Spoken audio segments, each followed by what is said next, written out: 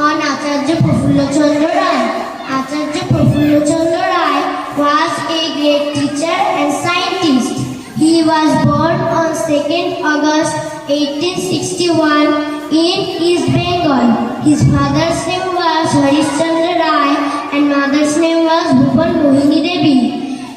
Acharya Prafulla Chandra Ray was a professor of chemistry at the Presidency College. Then in the Science College of Kolkata University. His researches made him famous all over the world.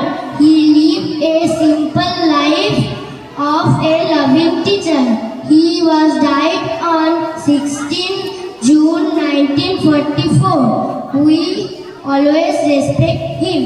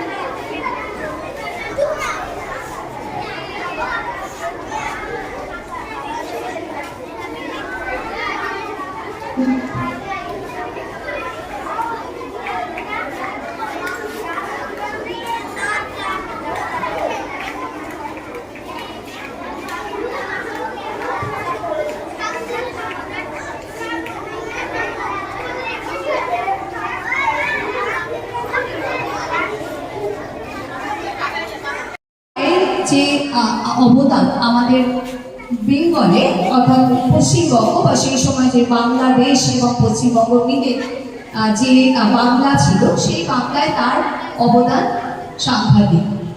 তিনি বেঙ্গল কেমিক্যালের প্রতিষ্ঠা করেন। Bengal chemical একটা বিভিন্ন রকম যে ওষুধ তৈরি হয়, সেই ওষুধগুলো কি হয় আসলে তো কিছু কেমিক্যালস, এইটা প্রতিষ্ঠিত করেন উনি।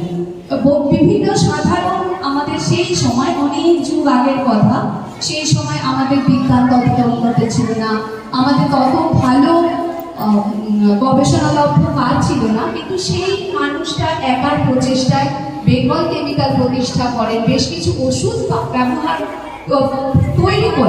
তৈরি করে যেটা আজও আমরা ব্যবহার করি।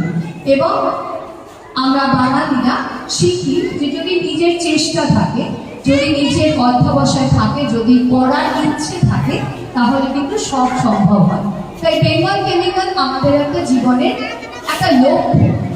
বেঙ্গল কেমিক্যাল আজ অনেক আস্তে আস্তে ধীরে ধীরে কিছুটা পিছিয়ে গেছিল এবং তারপরে আবার সেটা অল্প অল্প করে কাজ শুরু করেছে, কিন্তু কত বছর আগে থেকে যে নিদর্শন তৈরি করেছিলেন সেটা কিন্তু আমরা মনে রাখবো।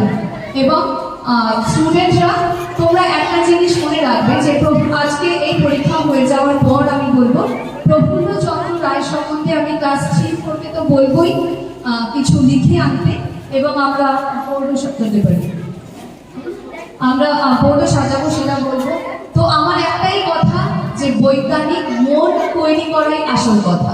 কোনো একটা জিনিসকে নিয়ে যে আমরা আজও কুসংস্কার চলে না, মানে এখনো তোমরা তোমাদের দিকে তাকালে তোমরা বলো যে ঝগড়া হবে, দু চোখ তাকাও, আমরা বলি যে পেছন থেকে ডাকলে আর বাড়ি ফিরতে হবে, কাজ হবে না। এই যে কুসংস্কার যেটার কোনো ভিত্তি নেই, সেটা কিন্তু বিজ্ঞান কখনো তাকে সাপোর্ট করে না। সুতরাং বিজ্ঞান মনস্কতা তৈরি করার জন্য এই মানুষগুলোর অবদান খুব সাংঘাতিক। এবং তোমরা এর পড়াশোনা করবে, তোমরাও যদি পড়াশোনা করো তাহলে অবশ্যই তোমরাও এরকম বিভিন্ন জায়গায় প্রতিষ্ঠিত হতে পারবে।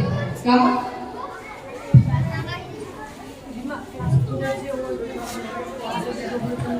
ক্লাস 4 এর মোহিনী দেখে নিও সবাই যে এখানে একটা প্রফুল্ল চন্দ্র রায়ের ছবি এঁকেছে।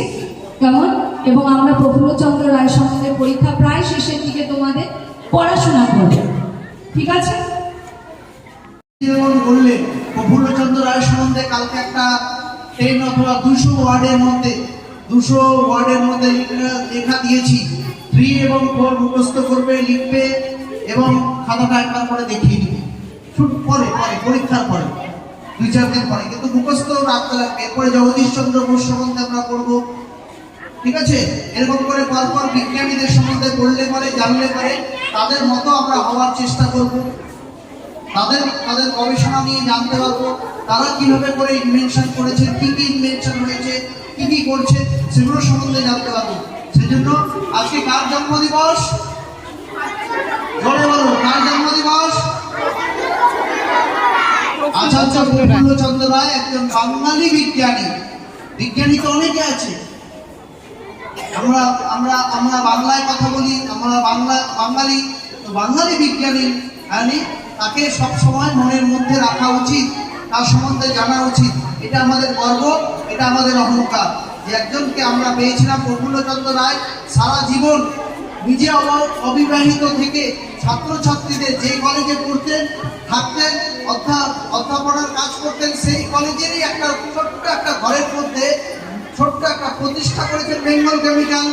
তার প্রচুর নামডাক এবং সেই কোম্পানি অল্প দিনের মধ্যে, সেই সময় কেটে গেলে পরে কি হবে, কোন ওষুধটা লাগাতে লাগবে, সেই সময় মনে করো পেট খারাপ হয়েছে, আমরা খেয়ে নিয়ে এখন ইন্ট্রোপুই না, কিন্তু মানুষ জানতো না। প্রচুর মানুষ এই ডায়রিয়া বমি এগুলোতে ভুগত, অনেক মানুষ ভুগত, কোনো ওষুধ ছিল না। সেই সময় প্রফুল্লচন্দ্র রায় এই সমস্ত ছোট ছোট এরকম পিনাই থেকে পেটে গেলে পরে যে লাল ওষুধ, এই সমস্ত প্রত্যেকটা ছোট ছোট জিনিস আবিষ্কার করেছিলেন তার নিজস্ব রিসার্চ দিয়ে। সেটাই পরবর্তী ক্ষেত্রে গোটা দেশ এবং গোটা রাজ্য দেশব্যাপী এটা ছড়িয়ে পড়ে। সেই জন্য তার অবদান অনস্বীকার্য। সেই সময় কিন্তু খুব গুরুত্বপূর্ণ ছিল, এখনো গুরুত্বপূর্ণ আছে। বেঙ্গল কেমিক্যাল থেকে এখনো প্রত্যেকটা ওষুধ তৈরি হয়। আর যা পশ্চিমবঙ্গের পশ্চিমবঙ্গ কেন গোটা ভারতবর্ষের সমস্ত বাড়ি বাড়ি পৌঁছে যায়, বেঙ্গল কেমিক্যাল থেকেই তৈরি হয়। সুতরাং আমাদেরকে তাকে মনে করতে লাগবে, সেটাকে স্মরণ করতে হবে এবং তার প্রতি শ্রদ্ধা নিবেদন করতে হবে, ঠিক আছে? আচ্ছা, আস্তে আস্তে